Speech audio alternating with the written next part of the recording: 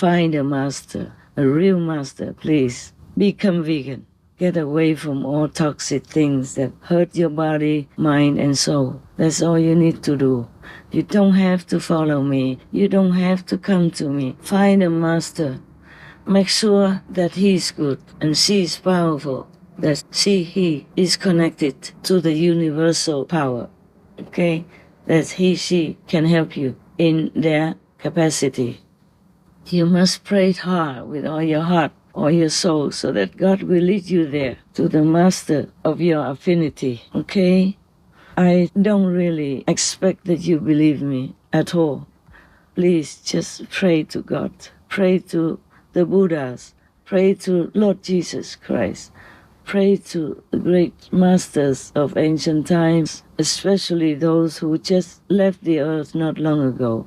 Their energy is still lingering on this planet. You pray to them. They will help you. I told you one of my disciples prayed to Paramhansa Yogananda, and the master told him to go find me. You see that? And many others, other disciples,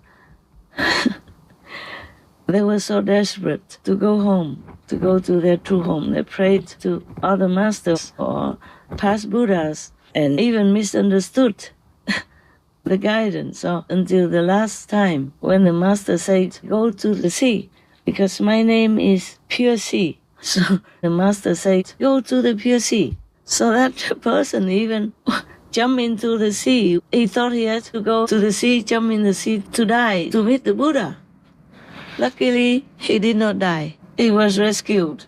And then finally, he found me. There are many stories like that during our gatherings between me and my so-called disciples, God's disciples. I don't remember in which lecture, what day such stories have been told. Maybe some of my excellent, talented, devoted team members would be able to find, and maybe they can include some here for you. There was an old gentleman from Taiwan. He's initiated for 18 years. It must be the first one. Oh, it's you, right? Actually, he's a very important guy in another group. You know, the Yiquan Tao? Yes. He followed Yiquan Tao 50 years. He also practiced another Taoist, for 24 years. And then he was with me 18 years, finally. The last part of his life is CHINGHAIism.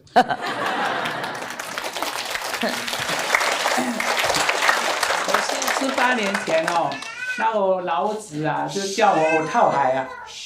18年前啊，老子你是拜过老子吗？懂。哦，叫我跳海了。哦，这样子。我是悟道成功了，做事情没有用了，我去台北的金沙湾，一跳下去的时候，石头中间这流血流得不得了。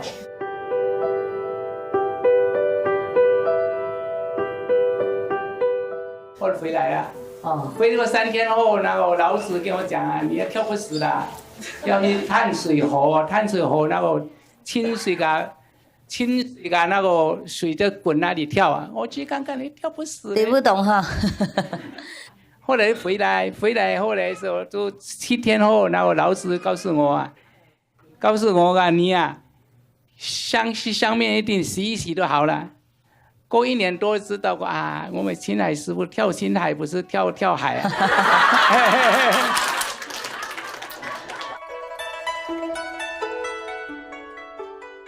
And after that, he still didn't understand what Lao Tzu told him to do. And Lao Tzu appeared to him again and told him that he has to prepare some photo of himself, photograph. And he still didn't know. He prepared photos and waited. Lao Tzu passport photos for initiation. He still didn't know what's going on. And 1 year later, after he knew me, my name CHINGHAI, then he realized, oh, this is a pure water ocean. Yeah. And then he also, knew what the photo is for, and he got initiated. 然后我要抓我那个现在所有的那个同修嘛，好一个师姐啊，抓去一贯道嘛。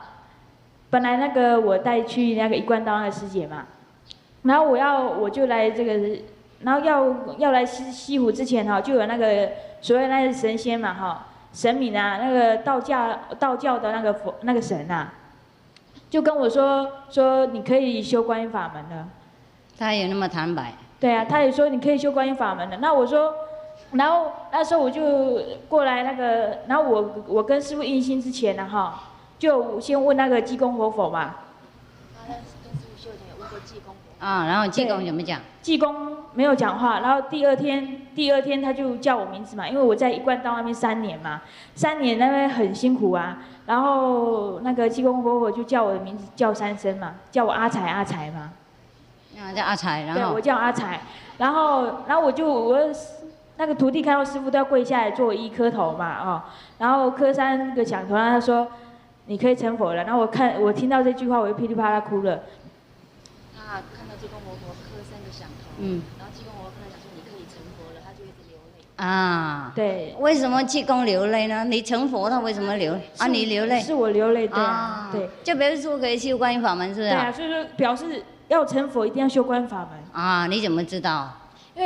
因为那个你那个时候问他是不是能修观音法门，是不是？对，我说能不能跟青海印心嘛？他说他就不讲话。啊，他讲这样就对了，他就是回答啦。对呀，那我就搞不懂啊。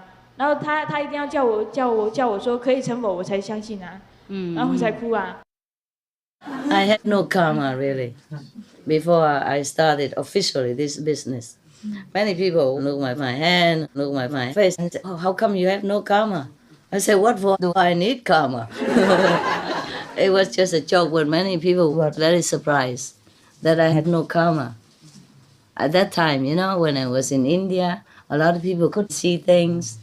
They were seers, clairvoyants, and advaita, and all that. The monks and the people who practice Kuan method also, some of them could see very well. So some of them saw that I was Master Sawan Singh last life. So they came and prostrated to me right in front of everybody when I was just a little chela, you know, humbly sitting on the floor reading a discarded newspaper, for example.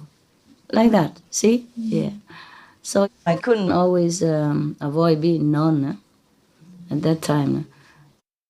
Sometimes other masters, ascended masters, will recommend you a living master.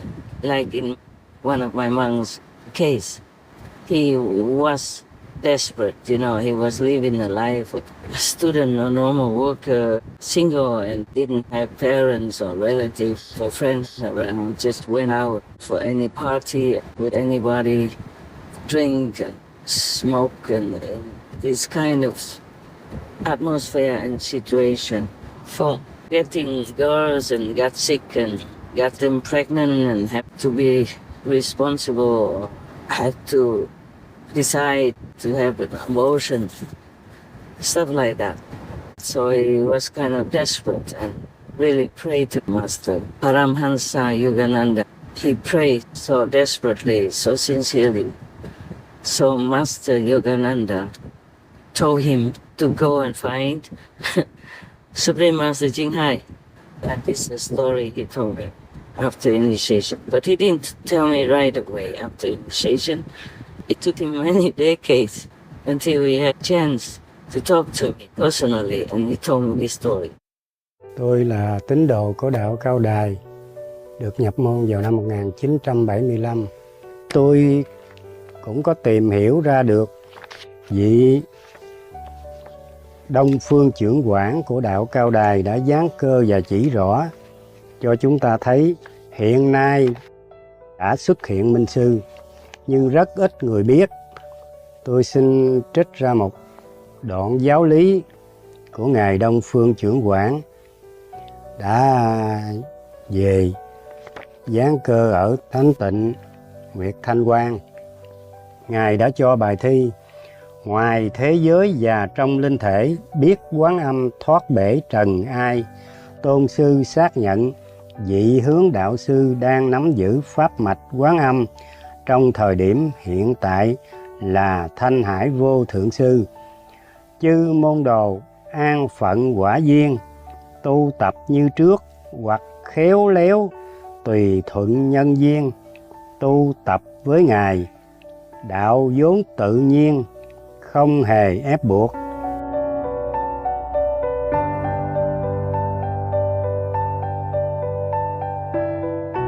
Đức Thượng Đế cũng cho rằng lỡ một kiếp này thì 7 ức niên nữa mới có trở lại được một lần nữa. Vậy thì các đồng đạo hãy cố gắng tìm cho được ra cái pháp môn Quán Âm, pháp môn giải thoát mà Ngài Thanh Hải Vô Thượng Sư đang truyền bá. Ngài Đông Phương Chưởng Quảng đã chỉ rất rõ là chỉ có Ngài Thanh Hải Vô Thượng Sư mới nắm giữ được cái pháp mạch này.